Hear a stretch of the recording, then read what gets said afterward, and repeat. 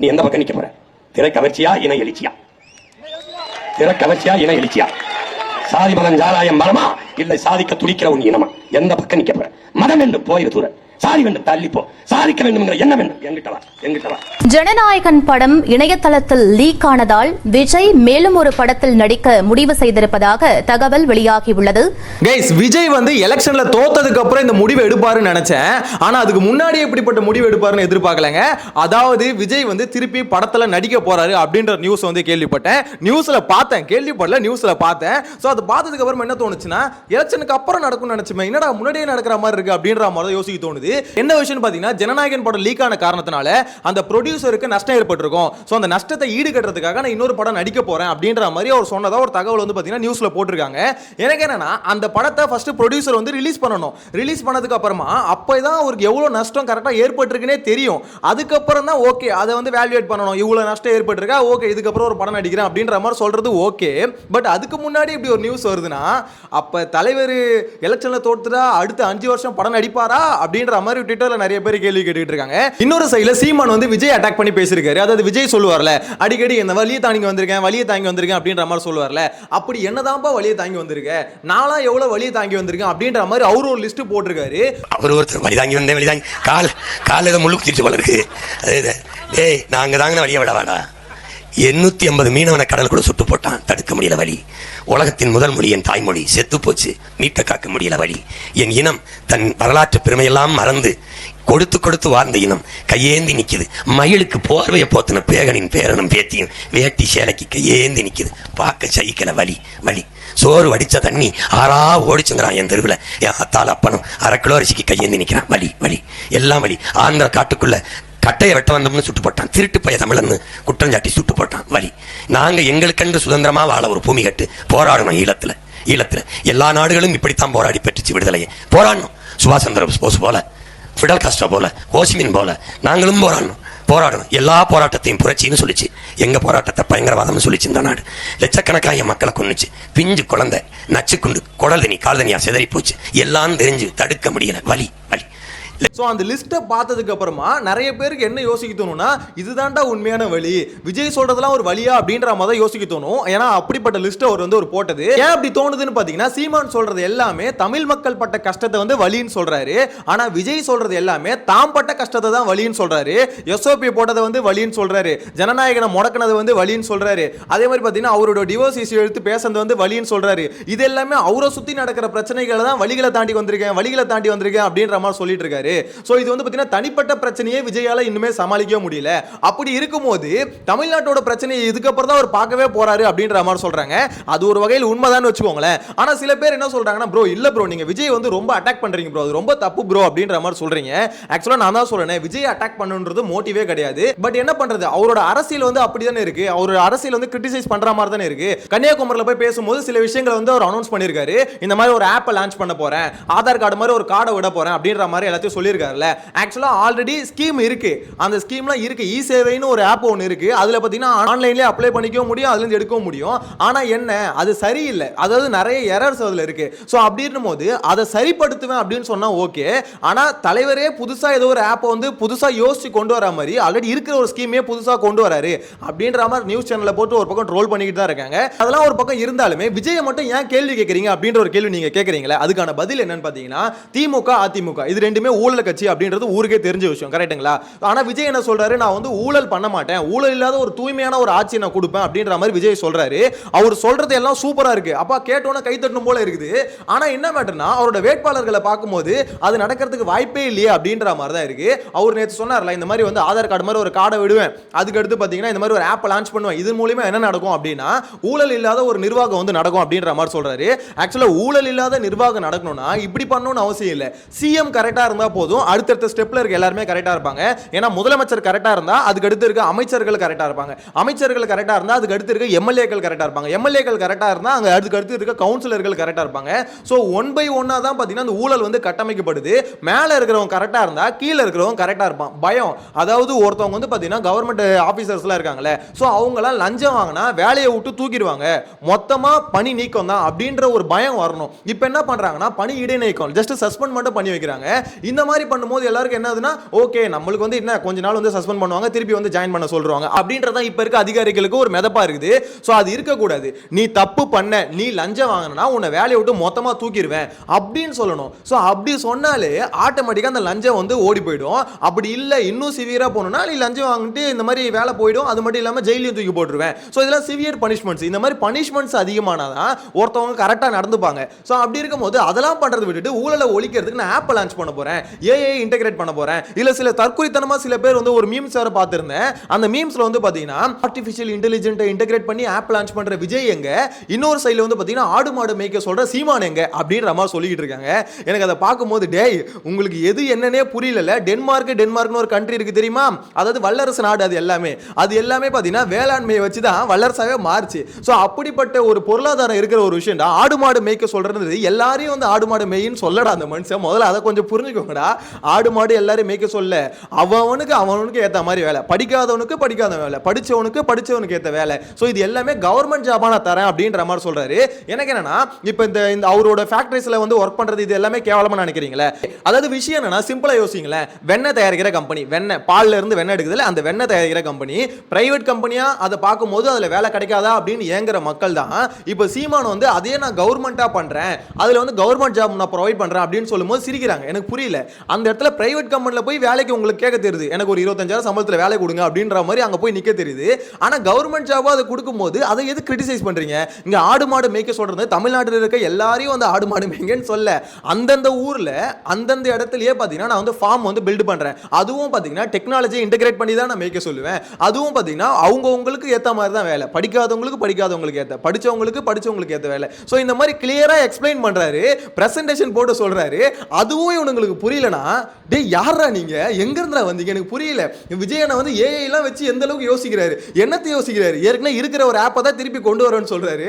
அதாவது தேர்தல் அறிக்கையை ஒரு கட்சி எப்படி தெரியுமா ரிலீஸ் பண்ணும், மொத்தமா இதுதான் எங்க தேர்தல் அறிக்கை அப்படின்ற மாதிரி ரிலீஸ் பண்ணும். ஆனா விஜய் இது வரைக்கும் பாத்தீங்கன்னா விஜய் கட்சியில இருந்து தேர்தல் அறிக்கைன்னு ப்ராப்பரா ரிலீஸே பண்ணல. என்ன பண்றாங்கன்னா இந்த மாதிரி தேர்தல் அறிக்கையை வந்து இப்போதைக்கு ரெடி ஆகல, நாங்க இப்போதைக்கு ஒரு 10 பாயிண்ட் இதை போய் சொல்லுங்க அப்படின்ற மாதிரி சொன்னோன்னே விஜய் வந்து பாத்தீங்கன்னா இந்த எப்படி சொல்லுது, தாலிக்கு தங்கம், அதுக்கு அடுத்து பாத்தீங்கன்னா தாய்மாமன் சீரு, அந்த சீரு இந்த சீருன்னு சொல்லிட்டு கோல்டு அனௌன்ஸ் பண்ணாரு, 2,500 ரூபாய் அனௌன்ஸ் பண்ணாரு, 4,000 ரூபாய் வேலை இல்லைன்னு அனௌன்ஸ் பண்ணாரு, அது படிப்பு பாதியில நிப்பாட்டிட்டா 15,000 அப்படின்ற மாதிரிலாம் அனௌன்ஸ் பண்ணிட்டு இருந்தாருல. சோ இதெல்லாம் பாத்தீங்கன்னா ஃபர்ஸ்ட் செட் எழுதி முடிச்சிட்டாங்க, கொடுத்துட்டாங்க, ஸ்கிரிப்ட் வந்து இவர் படிச்சிட்டாரு. நெக்ஸ்ட் செட் வந்து பாத்தீங்கன்னா இப்ப கன்னியாகுமரியில வந்து படிச்சிருக்காரு. அவ்வளவுதான். தேர்தல் அறிக்கையை வந்து ஃபுல்லா ரெடி பண்ணாம ஒரு கட்சி வந்து பாட்டா அங்கங்க ரிலீஸ் பண்ணிட்டு இருக்கு. அங்கங்க வந்து பாத்தீங்கன்னா இதுதான் என்னோட வாக்குறுதி, இதுதான் வாக்குறுதின்னு சொல்லிட்டு இருக்காரு.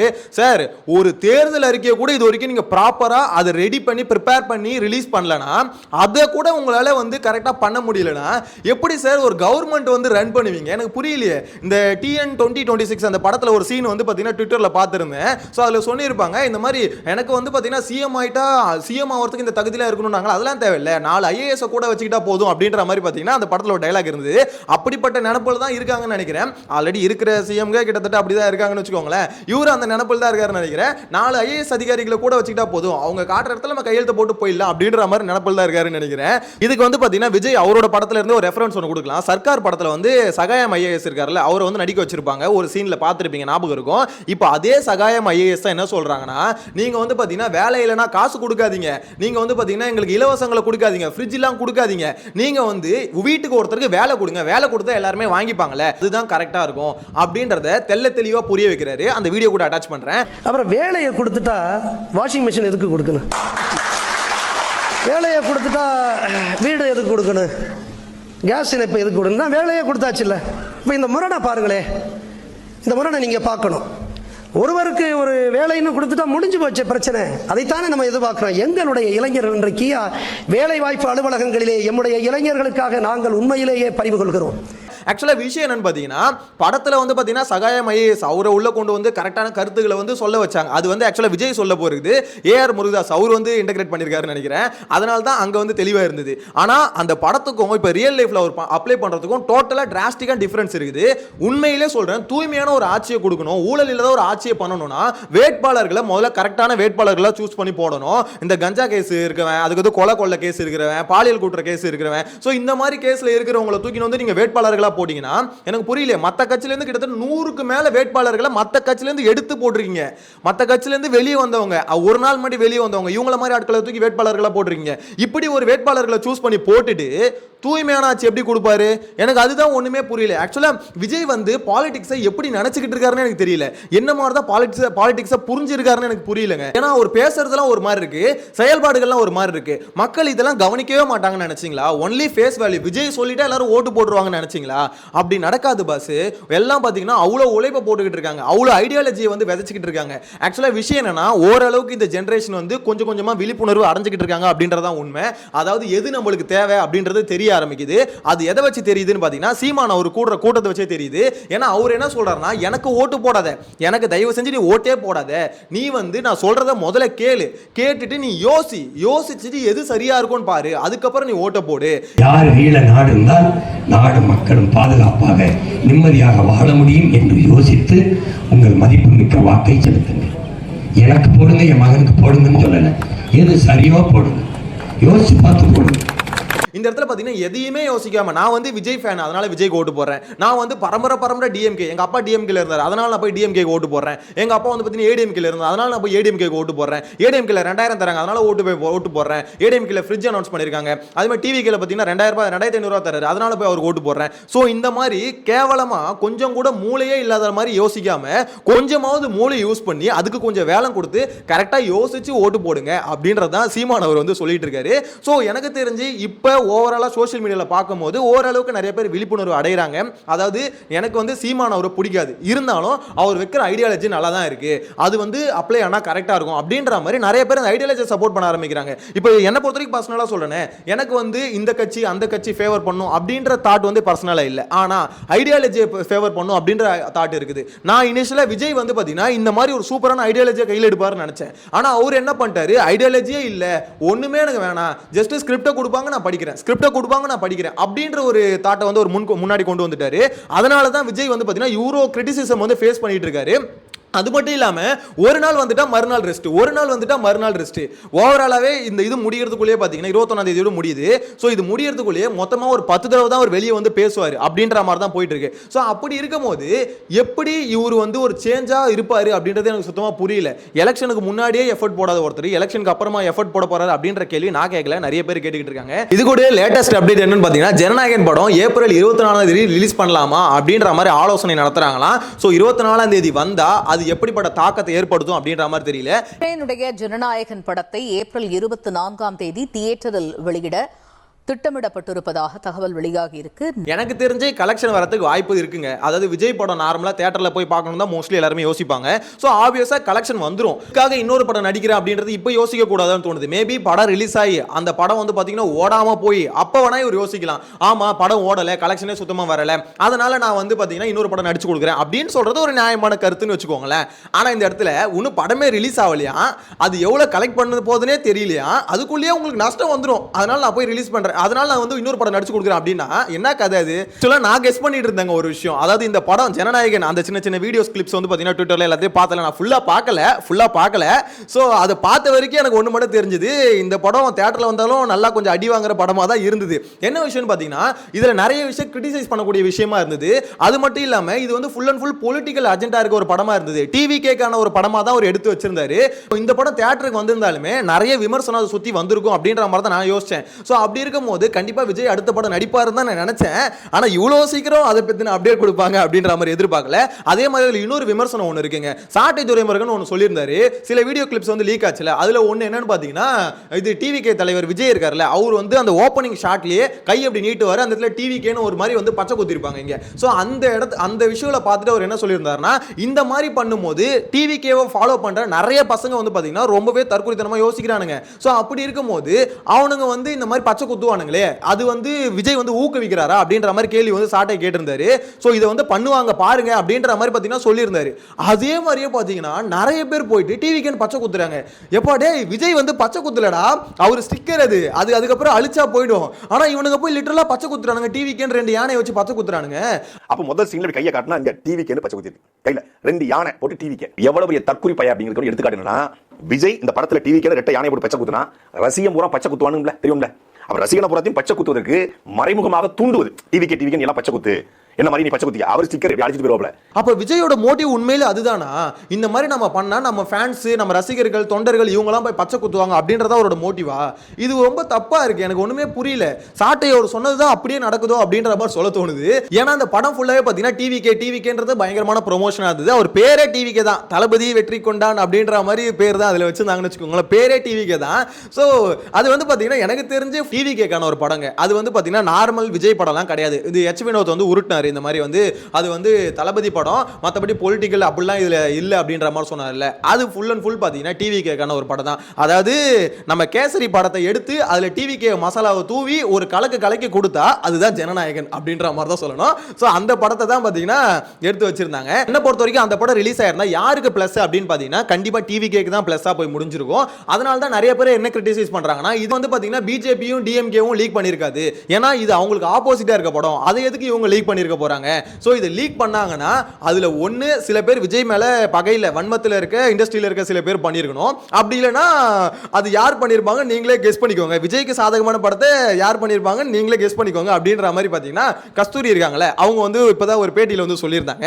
சோ அப்படி இருக்கும்போது இதுல வந்து பாத்தீங்கன்னா நிறைய பேர் மேல ஸ்பெகுலேஷன் போயிட்டு இருக்கு. எடிட்டர் ரிலீஸ் பண்ணிருப்பாரா, இல்ல வந்து டிவிகே சைடுல இருந்து பண்ணிருப்பாங்களா, இல்ல ஏடிஎம்கே டிஎம்கே தான் பண்ணிருக்குமா அப்படின்றது ஒன்றும் தெரியல. சோ இப்போதைக்கு 6 பேர் ஏதோ அரெஸ்ட் பண்ணிருக்காங்க அப்படின்ற மாதிரி போலீஸ் சைடுல இருந்து நியூஸ் பார்த்தேன் நான். சோ அப்படி இருக்கும்போது இன்னும் கரெக்டான குற்றவாளி யாருன்னு தெரியல. போலீஸ் இன்வெஸ்டிகேட் பண்ணிருக்காங்க, சைபர் கிரைம் போலீஸ் வந்து இன்வெஸ்டிகேட் பண்ணிட்டு இருக்காங்க. பார்க்கலாம் யார் அந்த கருப்பு ஆடு அப்படின்றத பார்க்கலாம். விஜய் உண்மையிலேயே அரசியல சாதிக்கணும்னு நினைச்சாருன்னா மக்கள் கூட நிக்கணும், மக்களோட பிரச்சனையில நிக்கணும். இந்த எலெக்ஷன்ல தோத்தாலுமே சரி திருப்பி படம் நடிக்க போறேன் அப்படின்ற மாதிரி போனார்னா அடுத்த கமலஹாசனா தான் மாறுவாரு. ஆனா மக்கள் ஒன்ஸ் பேக் அடிச்சவங்கள திருப்பி ஏத்துக்க மாட்டாங்க. இவரே தான் சொன்னாரு, நோ லுக்கிங் பேக். ஒன்ஸ் நான் வந்து காலை எடுத்து வச்சிட்டேன்னா பின்னாடி திரும்பி யோசிக்கவே மாட்டேன் அப்படின்ற மாதிரி விஜய் சொல்லியிருந்தாரு. அப்படி இருக்க விஜய் திருப்பி படத்தில் நடிக்க போறதா ஒரு தகவல் வருது அப்படின்னும் போது சோ இது உண்மையா இருக்கும் பட்சத்தில் அது பெரிய பேக் ஃபயரா தான் அவருக்கு போய் முடியறதுக்கான வாய்ப்பு இருக்கு அப்படின்ற மாதிரி தான் சொல்ல தோணுது. ஏன்னு பாத்தீங்கன்னா ஒன்ஸ் ஒரு களத்துல இறங்கிட்டாருன்னா மக்கள் கூட நிக்கணும். இப்ப சீமான் சொல்றாருல இவ்வளவு பிரச்சனையில வந்து நான் மக்கள் கூட நின்றுக்கேன், நான் இருக்கிறதுனால நிறைய விஷயங்கள் வந்து பாத்தீங்கன்னா இந்த அரசாங்கம் கொண்டு வரது தடப்பட்டு நிக்குது, மக்களுக்கு பாதிப்பு வர நிறைய விஷயங்கள் வந்து பாத்தீங்கன்னா நான் தான் தடுத்து வச்சிருக்கேன், இவ்வளவு போராட்டங்கள் நான் பண்ணிருக்கேன்னு சொல்றாருல. அந்த மாதிரி விஜய் சொல்லணும். ஏன்னா இது வரைக்கும் கட்சி ஆரம்பிச்சு அவர் வந்து பாத்தீங்கன்னா பெருசா எல்லா போராட்டத்திலையும் கலந்துகிட்டது இல்லை, எல்லாத்துக்கும் குரல் கொடுத்தது இல்லை. சோ எல்லாத்துலயும் களத்துல இறங்கி குரல் கொடுக்கணும். அடுத்த 5 வருஷம் ஒரு ஆட்சியில இல்லைனா கூட, அதாவது எப்படி சொல்ல, ஒரு ஜெயிக்கவே இல்லை எம்எல்ஏ கூட ஜெயிக்கலனா கூட அடுத்த 5 வருஷம் மக்கள் கூட நிக்கணும், மக்களோட பிரச்சனையில் நிக்கணும். அப்பதான் வந்து பாத்தீங்கன்னா ஒரு நம்பிக்கை வரும். ஓகே விஜய் நமக்காக நிப்பாரு, நமக்காக குரல் கொடுப்பாரு அப்படின்ற ஒரு நம்பிக்கை வரும். இல்ல திருப்பி நான் இதே மாதிரி படம் நடிக்க போயிடுவேன் அப்படின்ற மாதிரி போனார்னா டாடா பை பை சொல்லிட்டு ஏதோ மக்கள் நீதி மையம் போனாங்களே அந்த மாதிரி ஒரு டிவிக்கு வந்து திருப்பி அடுத்த ஒரு உறுப்பினரா போய் சேர்றதுக்கான வாய்ப்பு தான் இருக்கும் அப்படின்ற மாதிரி தான் சொல்ல தோணுது. எனிவேஸ் நல்லா யோசிச்சு பார்த்து ஓட்டு போடுங்க, அவ்வளவுதான். நெக்ஸ்ட் வீடியோல மீட் பண்ணலாம். Bye by.